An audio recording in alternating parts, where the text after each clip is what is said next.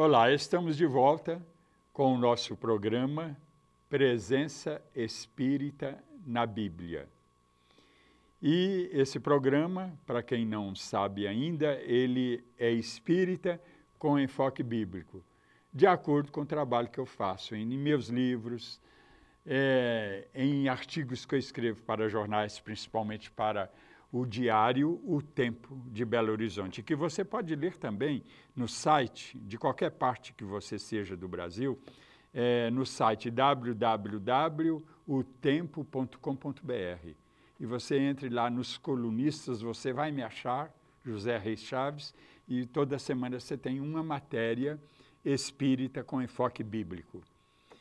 E vamos então a mais uma pergunta dos nossos telespectadores. A mitologia antiga foi incorporada no cristianismo primitivo? Qual a consequência disso? Sim, a mitologia foi incorporada na teologia e na Bíblia. Por quê? Porque a mitologia, ela é uma história de fatos verdadeiros que aconteceram na história da humanidade. E são fatos, assim, muito marcantes. Nós dizemos hoje, por exemplo, o mito Pelé, porque há uma ideia de que o mito é mito, não é uma verdade. Mas por trás do mito, subjacente a ele, existe alguma coisa de verdade. E a mitologia, ela está presente na história da humanidade. Principalmente, nós conhecemos muito a mitologia grega, a mitologia romana. E a Bíblia recebeu essa influência.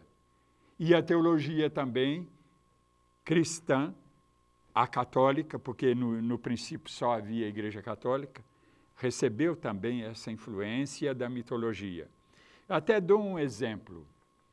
A palavra demiurgo, que lá na mitologia grega era chamada por Platão o intermediário, o demiurgo era intermediário entre Deus e os homens.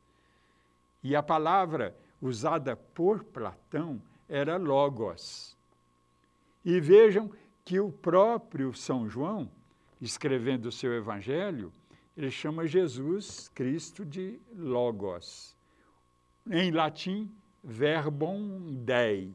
Em português, verbo de Deus. Ou, dizendo de outra maneira, palavra de Deus. Jesus é a palavra de Deus para nós, porque ele veio trazer a palavra de Deus para nós, a mensagem do Pai para nós. Então, ele é chamado assim, de verbo de Deus. E vejam que São Paulo, lá em 1 Timóteo, capítulo 2, quem quiser anotar quando eu citar a Bíblia, 1 Timóteo, capítulo 2, versículo 5, há uma frase assim: há um só Deus e um só mediador entre Deus e os homens, Jesus Cristo, vírgula, homem. São João definindo Jesus Cristo como homem. Então, vejam o que eu falei antes. O logos designa na mitologia grega o demiurgo. E o que é o demiurgo? É intermediário entre Deus e os homens. Mas eu não quero dizer com isso que o Evangelho de João é mitologia pura. Não. Há influência. E nós recebemos influência, sim, de qualquer cultura. Toda religião tem influência de outra religião. Então, o cristianismo, por exemplo, ele tem influência do judaísmo. Aliás, o cristianismo nasceu no judaísmo. O próprio Jesus era judeu. Todos os apóstolos eram judeus.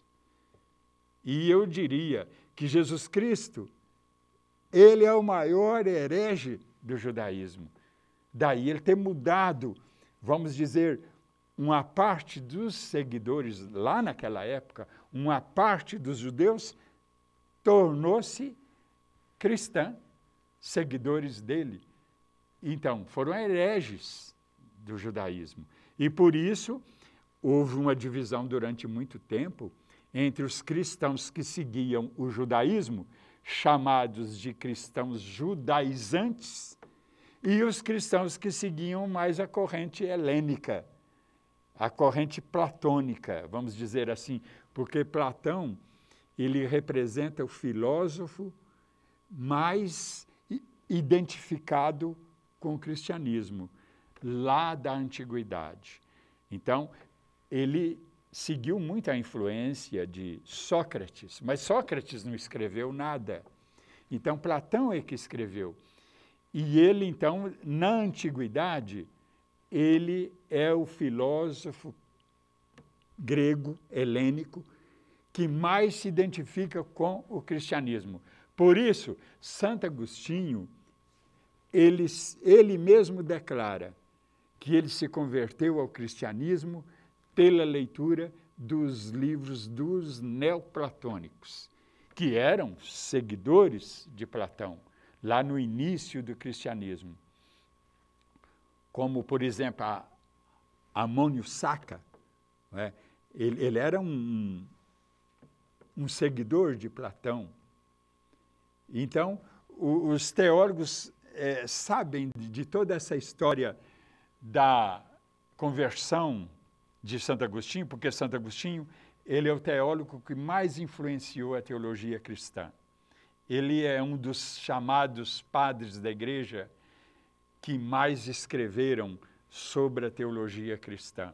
Então, 2/3 da teologia dele, como é dito, é sabido, são influenciados pelo platonismo.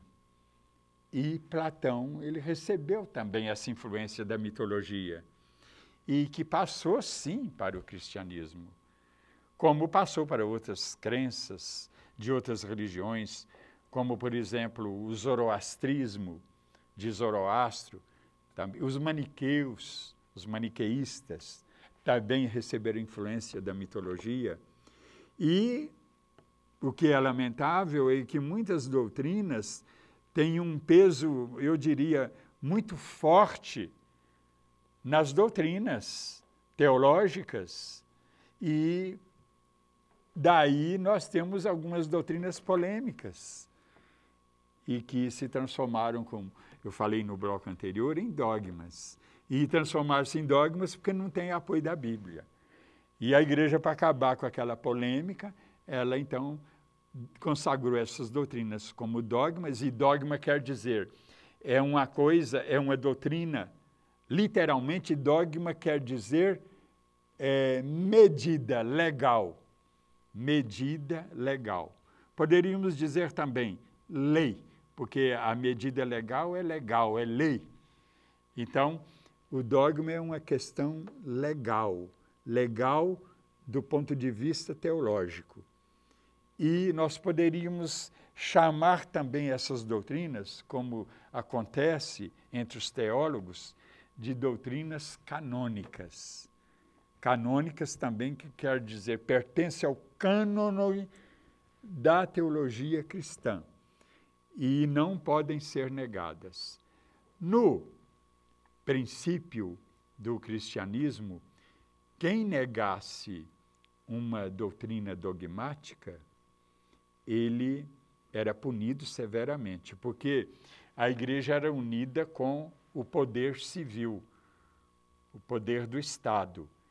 E porque havia essa união, então qualquer condenação de uma doutrina cristã era considerada também uma condenação do poder civil.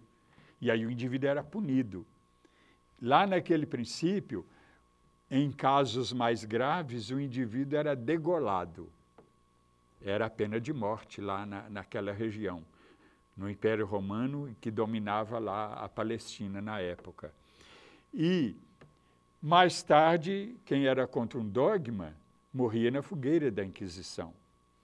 E eu não quero condenar a igreja por isso, porque isso é culpa da mentalidade da época. Eu diria, a evolução estava muito atrasada. Então, isso é fruto daquele atraso cultural da época.